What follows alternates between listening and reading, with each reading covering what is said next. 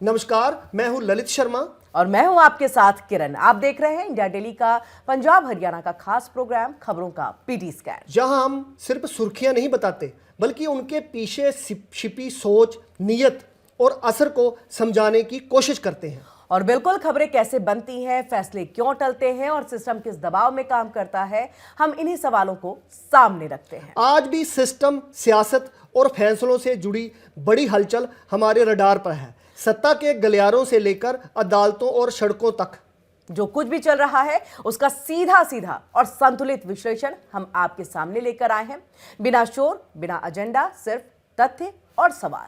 तो चलिए शुरू करते हैं खबरों का पीटी स्कैन। और सबसे पहले बात करते हैं पंजाब की। चंडीगढ़ के सेक्टर 22 में रक्षाबंधन के दिन 2 सगी बहनों की हत्या के मामले में जिला कोर्ट ने आज 9 फरवरी को दोषी को उम्र कैद की सजा सुनाई। और बिल्कुल ये एक तरह से कहें कि समाज के लिए कलंकित कर देने वाली ये खबर है, मुझे लग रहा है ललित जी। और ऐसे में हर किसी को समझना होगा कि आखिरकार ऐसी घटना और इस तरह की निर्मम हत्या को अंजाम क्यों दिया गया है। देखिए 15 अगस्त 2019 का ये पूरा मामला है, जहां पर ये दोहरा जो है हत्याकांड हुआ था। जीरकपुर के रहने वाले कुलदीप ने किस तरह से, देखिए कोर्ट में जिसको कल दोषी ठहराया गया, उसने इस तरह से अपनी बहन को मौत के घाट उतारा। कुलदीप चंडीगढ़ पुलिस के एक रिटायर्ड इंस्पेक्टर का बेटा है। उसने शादी से इनकार कर दिया। तो किरण, शादी से इनकार कर दिया तो वो उसकी जो मतलब सोच है इतनी घिनौनी होगी। बिल्कुल बिल्कुल। और इसीलिए तो सवाल ये उठ रहा है कि प्यार पर शक के चलते देखिए मनप्रीत कौर की हत्या कर दी, जबकि उसे बचाने आई उसकी बहन राजवंत कौर को भी उसने मार दिया। यानी कि एक तरह से अपने प्यार को तो मारा ही मारा, उसने अपनी बहन को भी मौत के घाट मतलब तो ये प्यार कहा, प्यार में तो मतलब वो प्यार नहीं, वो तो अपराधी बन गया था फिर। एब्सोल्युटली। प्यार में कहते हैं आप अपनी जान को निछावर करिए, किसी की जान लेना प्यार नहीं होता है। लेकिन क्या मानसिकता रही यहाँ पर इस अपराधी की, ये अपने आप में सोचनीय विषय है और ऐसे में समाज को सोचना होगा, मुझे लग रहा है। कोर्ट देखिए, कोर्ट में 60 साल की बुजुर्ग महिला का बयान अहम सबूत बना, जो चीखने की आवाजें सुनकर टॉप फ्लोर पर पहुंची थी और उसने युवक को वहां भागते हुए भी देखा। बिल्कुल। और देखिए कि पुलिस जांच के मुताबिक कुलदीप और मनप्रीत कौर जो है तकरीबन 10 साल से उनकी पुरानी दोस्ती रही है और कुलदीप जो है शादी करना चाहता था। लेकिन मुझे लग रहा है कि ललित जी, अगर कोई इनकार कर दे या फिर मान लीजिए कि पहले प्यार हुआ फिर उसके बाद उसे कोई और पसंद है, तो क्या आप हत्या को अंजाम देंगे? वो तो मैं प्यार तो कुर्बानी देना सिखाता है। यहाँ तो उसने अपनी प्रेमिका की जान ही ले ली। और देखिए कुछ समय से ही मनप्रीत जो है उसे दूरी बना ही रही थी, फोन और मैसेज का जवाब तक नहीं दे रही थी। और किरण, मुझे लगता है मनप्रीत ने जो उससे दूरी बनाई है उसकी हरकतों को देख के बनाई हुई। बिल्कुल हो सकता है। उसका वैशियाना जी जो रवैया है, इसको उसने पहले भांप लिया होगा, इसी कारण उसने दूरी बनानी शुरू कर ली। और बिल्कुल देखिए वही चीज खबर में भी निकल करके सामने आ रही है कि कुलदीप को शक था कि मनप्रीत का किसी और से अफेयर चल रहा है और इसी शक और गुस्से में उसने इस हत्या की साजिश को अंजाम दे दिया। 15 अगस्त 2019 तड़के वह सेक्टर 22 स्थित पीजी में पिछले दरवाजे से घुसा, जहां दोनों बहनें सो रही थी। उसने मनप्रीत का मोबाइल चेक किया। नींद खुलने पर वह चिल्लाई तो कुलदीप ने टूटी कैंची से हमला कर दिया। बल्कि ना आप ये देखिए कि कैसे वो पीजी के पिछले दरवाजे से घुसा, मतलब उसको शक था और वो घर से नीयत करके आया था कि आज उसको मैंने मार देना। नहीं, मेरा सवाल एक यहाँ पर ये भी कि पीजी में तो जहां पर लड़कियां रहती हैं पीजी, वहां पर सिक्योरिटी होनी चाहिए। जी, बड़ी बात कर रही हैं आप। ये इस एंगल से भी इसको जांचा जाना चाहिए कि आखिरकार उस पीजी में वो आया कैसे, सिक्योरिटी कहां थी और पीजी का अगर ओनर है या फिर मैनेज करने वाला जो मैनेजमेंट है, उनको भी फिर यहां पर पकड़ना चाहिए, क्योंकि उनकी भी बहुत बड़ी गलती है। क्योंकि रात के वक्त में किसी का और इवन दिन में भी किसी महिला के पीजी में किसी को घुसने का अधिकार नहीं होता है, ये राइट्स बिल्कुल नहीं है। लेकिन अगर यहां पर घुसा गया और इस तरह से अंजाम देकर के वो वहां से फरार हो जाता है, ये सवाल जो है मालिक के ऊपर में भी और मैनेजमेंट के ऊपर में भी जो है वो खड़ा होता है। और तो आप आगे देखिए, शोर सुनकर उसकी जो बहन राजवंत कौर उसे बचाने आई, लेकिन उस पर भी उसने ताबड़तोड़ हमले कर दिए। इसका मतलब वो पीछे से ही जानवरों वाली सोच बना के आया था। बिल्कुल। और इसीलिए तो दबे पांव जो है वो पीछे के दरवाजे से आता है, टूटी हुई कैंची थी उससे वो मारता है। और देखिए दोनों बहनों की जो है वो मौके पर ही मौत हो गई है। किस तरह से एक तरह से कहे कि वो राक्षसनुमा जो है अपने बिहेवियर को लेकर, जिसका आपने कहा कि वहशीपना और इसको लेकर के वो आया होगा। और रक्षाबंधन के दिन देखिए कॉल ना उठाने पर भाई ने मकान मालिक को सूचना दी, ताला तोड़ने पर शव मिले हैं। यानी ये अपने आप में सोचने विषय है कि मकान मालिक को इस बात का एहसास ही नहीं है। जैसे आपने पहले भी उठाया, हाँ। जो गर्ल्स पीजी होते हैं उसमें सिक्योरिटी का बहुत सख्त और पुख्ता इंतजाम होना चाहिए। बिल्कुल। नहीं तो ऐसे तो जो घटनाएं ऐसे तो होती रहेंगी। यानी परिवार के लोग अपनी बहन बेटियों को जो है बाहर भेजने में फिर डरेंगे कि आप कहीं अगर दूसरे स्टेट में जा रही हैं या कहीं और रहने के लिए आप जा रहे हैं तो आप किसी पीजी में ना रहे, क्योंकि वहां सुरक्षा के लिए कुछ भी नहीं है। तो ये कई ऐसे सवाल हैं जो इस घटना की वजह से ललित जी मुझे लग रहा है ये उठते हैं और उठना लाजमी भी है। और मुझे लगता किरण कि माता पिता को जब अपनी लड़की को किसी पीजी में रखना चाहिए तो वहां सारा सिस्टम चेक करना चाहिए। नहीं, सिस्टम होगा, डेफिनेटली होगा। मुझे लग रहा है पुलिस को इसके बारे में जानकारी होती है प्रॉपर कि यहाँ पर जो है वो पीजी खुला हुआ है और यहाँ पर आपको जो है ये प्रॉपर सिक्योरिटी रखनी है। लेकिन अगर नहीं है तो पुलिस को इस एंगल से भी इसकी जांच करनी चाहिए। अब किरण हम दूसरी बिल्कुल। दूसरी खबर का रुख करते हैं। रवनीत बिट्टू का मामला, ये अपने आप में बहुत बड़ा मामला है। पता ही है रवनीत बिट्टू का मामला जो मीडिया में बहुत छाया। रवनीत सिंह बिट्टू को गद्दार कहने के मसले पर पंजाब बीजेपी सहित सेंटर की लीडरशिप ने कांग्रेस को घेरा।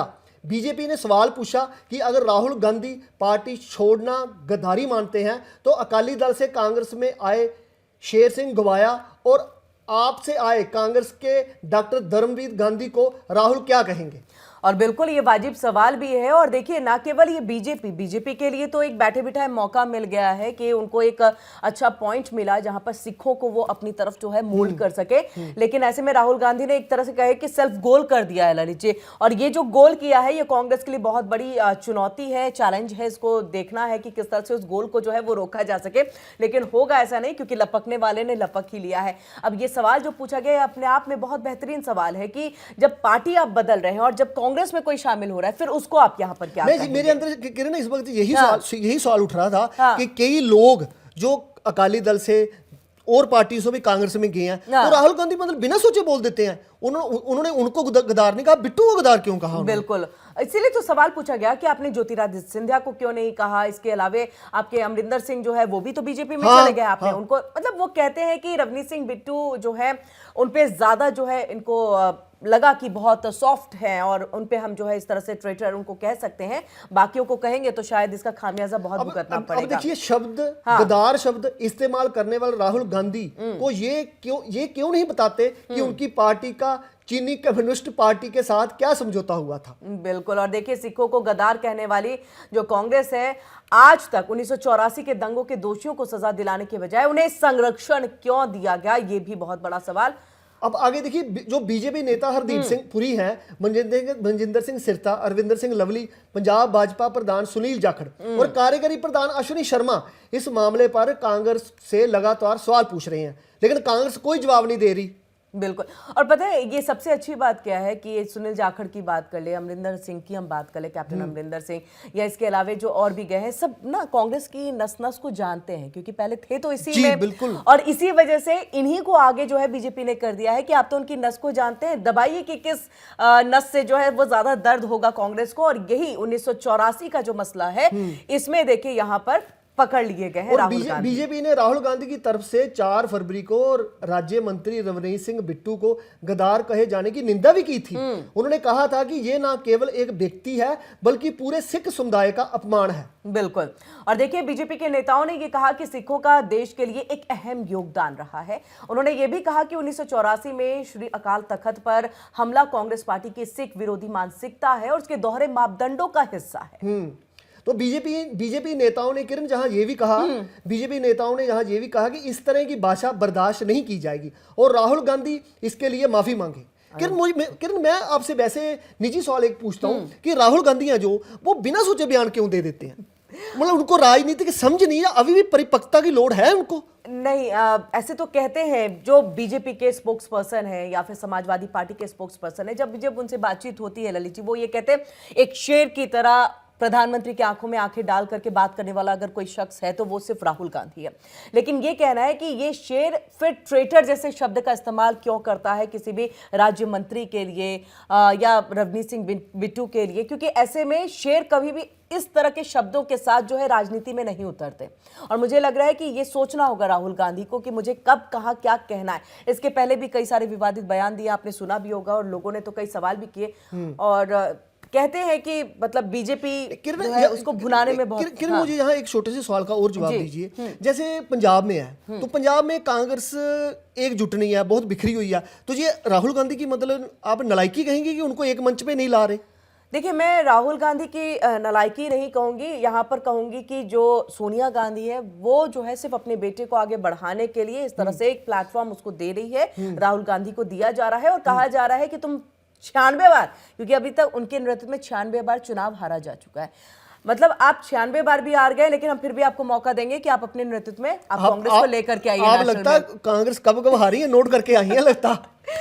तो फिर ऐसे में ये होता है कि पंजाब में ही केवल नहीं बिखरी है, हरियाणा में, अगर मैं इसमें हिमाचल प्रदेश की बात कर लूं वहां पर भी कांग्रेस बिखरी हुई है। तो मैं 2 डिबेट कर चुका हूं इस हिसाब से। हाँ, आपने तो विक्रमादित्य का मैटर आपने जो उठाया भी था, और इसके साथ आप उत्तर प्रदेश भी देख लीजिए, कोई ऐसी जगह नहीं है जहां पर जो एकजुटता है वो कांग्रेस की नजर आती है। और देखिए, जब पार्टी में एकजुटता नहीं है, संगठन मजबूत नहीं, हरियाणा में तो संगठन ही नहीं है, सोचिए आप, हरियाणा में संगठन के बिना पार्टी कैसे चलाएंगे? तो सबसे बड़ी अगर नालायकी वाकई है तो राहुल गांधी की, लेकिन उससे बड़ी है उनकी मां की, सोनिया गांधी। किरण, पंजाब की तीसरी खबर का रुख करते बिल्कुल, हैं। हाँ। पंजाब के तरनतारन के गांव उस्मा स्थित माई भागो लॉ कॉलेज में सोमवार को जो हुआ उसे जानकर हर कोई हैरान रह गया। और बिल्कुल देखिए, लॉ कॉलेज में सुबह 9:15 बजे गोली चलने की आवाज गूंजी। ये आवाज क्लासरूम से आई, महज 2 सेकंड में ही 2 गोलियां चली और कमरे में खून फैल गया। इस घटना से पूरे कॉलेज में सनसनी फैल गई और लॉ कॉलेज के छात्र प्रिंस राज सिंह ने पहले अपनी क्लासमेट संदीप कौर को गोली मारी और फिर खुद को भी उसने शूट कर दिया। और देखिए, आरोपी छात्र बैग में पिस्टल लेकर के आया था क्लासरूम के अंदर में। अब ये भी यहां पर कहें कि सिक्योरिटी कहां थी मौजूद? ये देखिए, कैसे कोई क्लासरूम में जो है वो पिस्टल लेकर के जा सकता है? अब ये देखिए, हम पहले अभी चंडीगढ़ की खबर बड़ा विश्लेषण कर रहे थे, वही कह रहे थे कि पीजी में भी देखिए किस तरह से कोई एक शख्स, एक लड़का घुसता है और वहां पर 2 बहनों का कत्ल करके चला आता है। आप क्लास में जा रहे हैं, मतलब लॉ कॉलेज है, ये कॉलेज है, आप यहाँ पर बंदूक लेकर के कैसे जा सकते हैं? और हैरानी, वजह क्या है? वजह देखिए, मैं वही आपसे वही बताने जा रहा था किरण। हैरानी की बात यह है कि चंडीगढ़ में जो हुआ वो भी प्यार का मसला था और मुझे लगता है वो भी एक तरफा प्यार था और इसमें भी एक तरफा प्यार है। और आरोपी प्रिंस राज सिंह ने छात्र संदीप कौर को एक दिन पहले ही फोन पर प्रपोज किया था। संदीप कौर ने उसे मना कर दिया। तो देखिए किरण, आगे आपको ये मानसिकता है, ये समाज की एक ऐसी मानसिकता है जिसको बदलने की वहां पर ज्यादा जरूरत है। और इसकी शुरुआत मुझे लग रहा है, क्योंकि ऐसी खबरें जब हम पढ़ते हैं ललित जी, तो खुद को अफसोस होता है कि ठीक है, आपने प्यार किया, किसी ने सामने से ना कह दिया, तो आप क्या उन पे तेजाब डाल देंगे? आपको इतना अधिकार दिया किसने? आप क्या गोलियां उनके ऊपर में उनको भून देंगे गोलियों से? किसने अधिकार दिया? तो अपने आप में लगता है मुझे कि शायद समाज से इस चीज को एक कहते हैं ना कि इनको जागरूकता होनी चाहिए इस चीज को लेकर के, घर से एक संस्कार मिलने चाहिए। कहीं ना कहीं कमी जरूर है और मुझे लग रहा है कि कॉलेज और स्कूल्स में भी एक पाठ्यक्रम तो ऐसा होना चाहिए जिसमें आपको एक ह्यूमैनिटी सब्जेक्ट के तौर पर उसको लाने की जरूरत है कि आप समाज में कैसे रहें। और किरण, आप ये देखिए ना, जब उसने मना किया तो जो प्रिंस राज है वो तिलमिला गया और उसने बैग में से पिस्टल निकाली और संदीप कौर को सीधी गोली मार दी। मुझे 2 सेकंड के बाद प्रिंस राज ने खुद की कनपट्टी पर भी पिस्टल स्टॉक करके गोली मार ली। बिल्कुल, आप समझिए इस बात को कि ये तो आजकल का ऐसा लग रहा है कि ट्रेंड सा बन गया है कि जिसने मेरी बात नहीं मानी उसको गोली मारो और फिर खुद भी गोली मार करके मर जाओ और ये बताओ कि हमने तो प्यार में किस जहां को जो है वो पा लिया है। आप समझिए उस घर में जो लड़की है उसके परिवार वालों के ऊपर में क्या चीजें गुजर रही होंगी। चलिए, मैं उस अपराधी की भी बात करूंगी जिसने इस हत्याकांड को अंजाम दिया इस गलत तरीके से, और नहीं देना चाहिए था, लेकिन परिवार की क्या गलती थी? आज परिवार उस चीज को भुगतेगा। उनका एक बेटा उनके परिवार से चला गया, लेकिन समझिए वो लड़की जिसने कोई गुनाह नहीं किया, कोई गलती नहीं की, लेकिन आज वो इस दुनिया में नहीं, महज ना कहने पर। और पंजाब की हम जो चौथी खबर है उसके ऊपर आते हैं। वित्त मंत्री हरपाल सिंह चीमा ने विधानसभा में विपक्ष जो विरोधी दल के जो नेता हैं प्रताप सिंह बाजवा के कैबिनेट मंत्री हरभजन सिंह ईटियो पर जो उन्होंने टिप्पणी की थी उसका उन्होंने विरोध किया।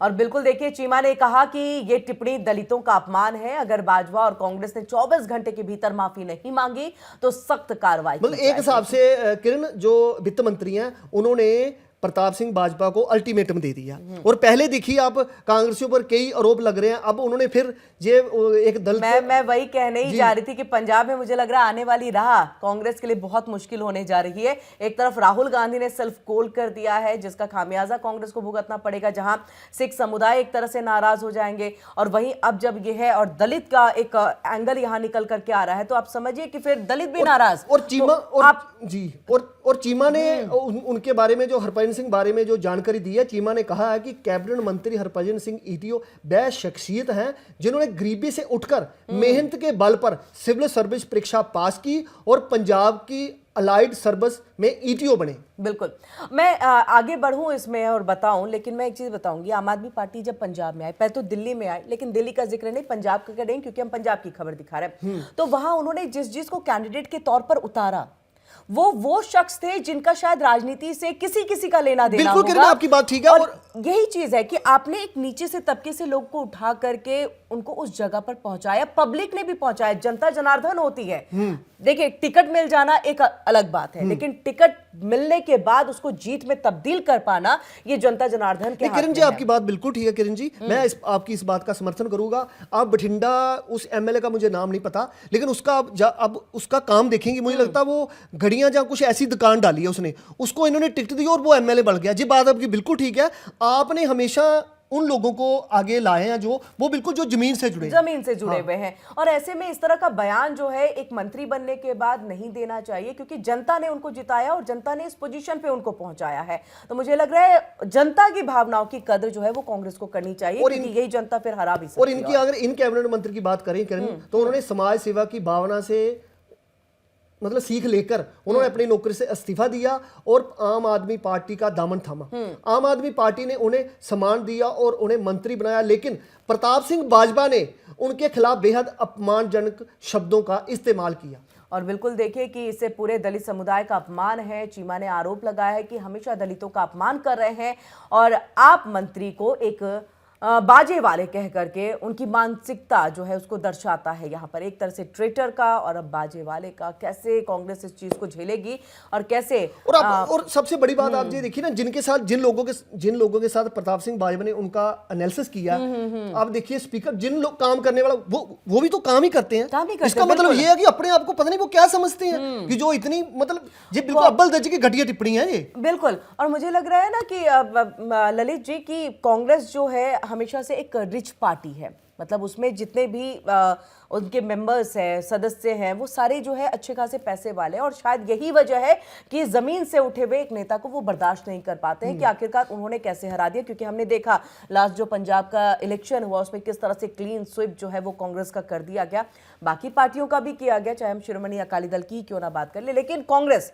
सत्ता में होते हुए वहां से अब मुझे लग रहा है किरण कि आपके जो कैबिनेट मंत्री वित्त मंत्री हैं उन्होंने जो पूरा मतलब इस चीज को बड़ा गुस्सा है उनके मामले, इसलिए उन्होंने कहा, चेतावनी दी कि अगर भाजपा ने 24 घंटे में माफी नहीं मांगी तो वो सख्त कार्रवाई करेंगे। और चीमा ने आगे बताया कि हरभजन सिंह ईटीओ गरीबी से निकलकर सिविल सर्विस पास कर अलाइड सर्विस में ईटीओ बने थे।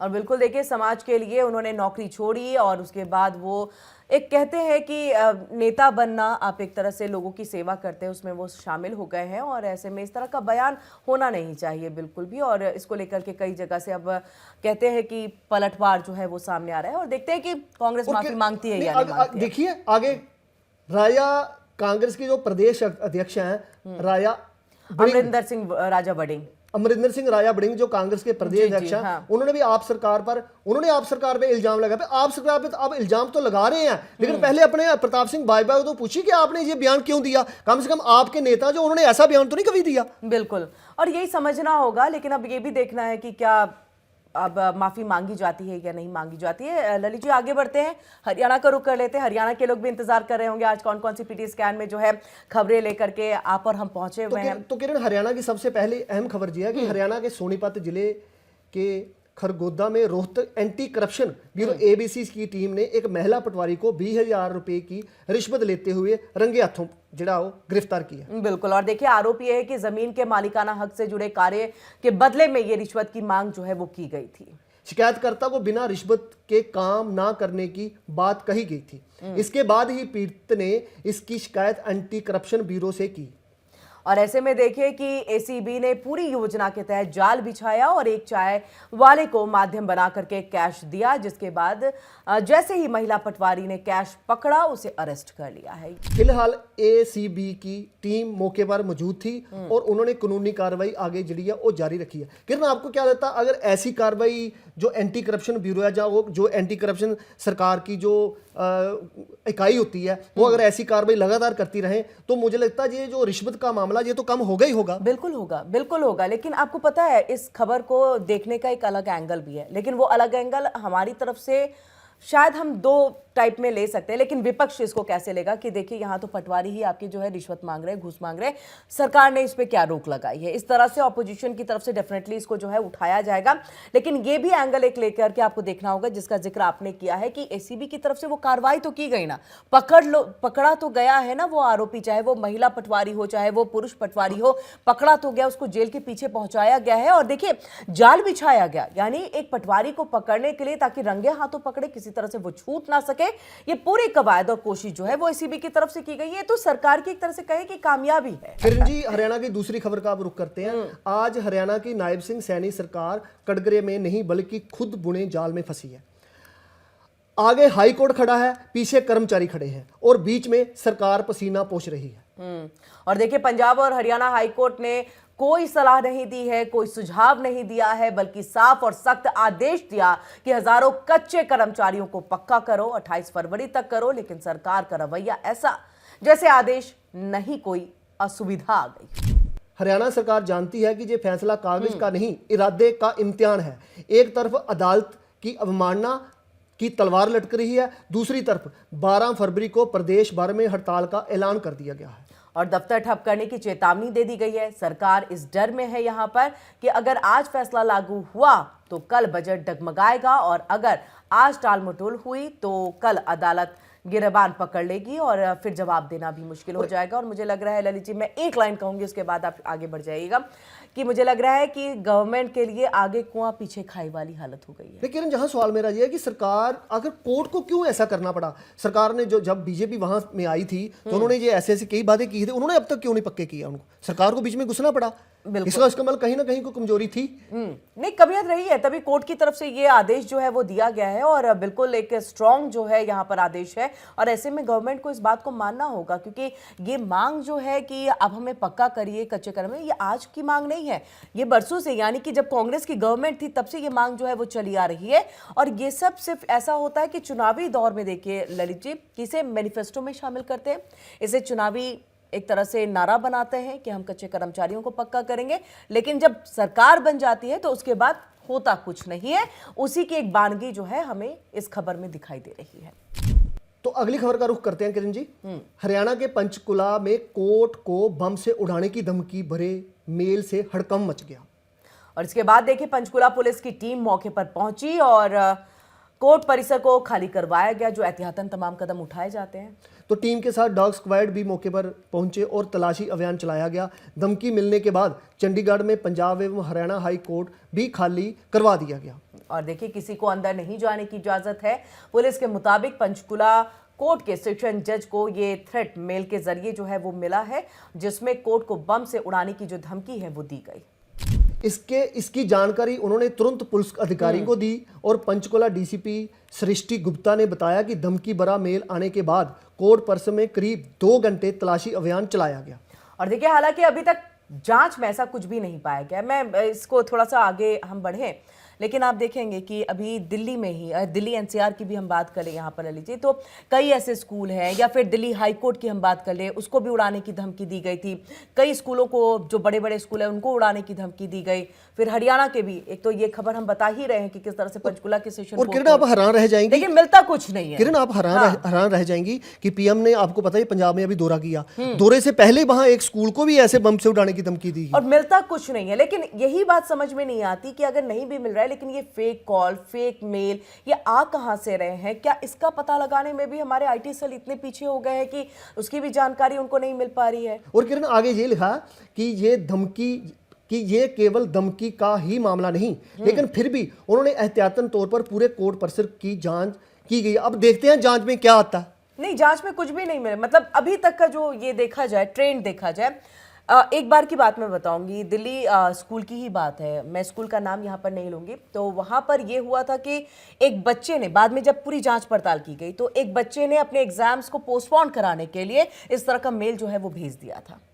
और उससे क्या हुआ कि एहतियातन सारे बच्चों को घर भेज दिया गया वापस, सारे टीचर्स चले गए, वहाँ पर पुलिस आ गई, डॉग स्क्वाड की टीम आ गई, वहाँ पर बम स्क्वाड की टीम आ गई, तो उसके बाद एग्जाम्स कैंसिल हो गए। तो ये कई बार ऐसे शरारती जो बच्चे होते हैं उनकी भी करतूत होती है, लेकिन हाँ, अब एहतियातन कदम उठाएंगे, आप किसी भी तरह से यहाँ पर रिस्क नहीं ले सकते। वैसे किरण हमारा टाइम हो चला, लेकिन मेरे मन में एक सवाल आ रहा था किरण, जैसे दिल्ली एनसीआर में और हरियाणा में, पंजाब में जो लोग ये करते हैं, मेल भरी धमकी देते हैं, मतलब उनको लोगों को सताने का मजा आता है या उनका टारगेट होता है? देखिए, इसके पीछे दो तीन, एक मुझे जहां तक लगता है, ये मेरा अपना पर्सनल ये है कि एक तो कोई शरारती तत्व है जो उनको लगता है कि थोड़ा हम मजा लें, जिसका जिक्र आपने किया। एक ये कि बार बार आप डराने की कोशिश करते हैं कि दिल्ली और एनसीआर या फिर हरियाणा ये सब कोई सुरक्षित जगह नहीं है।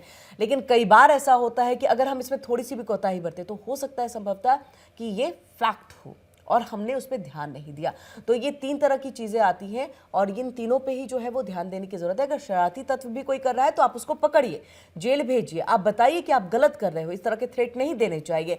दूसरी चीज ये हो जाती है कि आप डर रहे हैं, तो डरने की आवश्यकता नहीं है। हमारी इंटेलिजेंस टीम बहुत ज़बरदस्त है, बहुत अच्छे से वो अपना काम करते हैं, तो ऐसी कुछ चीज़ें जो है वो होने वाली नहीं है। और कई बार जो है थ्रेट कभी कभी रियल में चीज़ें चेंज हो जाती हैं, तो वो एक तरह से कहे कि दुर्भाग्य हम सबका होता है कि हमारे यहाँ पर कुछ बॉम्ब ब्लास्ट हो या फिर बम विस्फोट हो। तो ये था हमारा खास प्रोग्राम खबरों का पीटी स्कैन। इसमें हम 2 राज्यों की खबर का विश्लेषण करते हैं। कल फिर मिलेंगे आपको नई खबरों के साथ। प्यार दीजिएगा अपना, सब्सक्राइब करिएगा, बेल आइकन जरूर दबाइएगा और लाइक्स, कमेंट्स, सब कुछ फीडबैक हो तो वो भी दीजिएगा। नमस्कार। नमस्ते।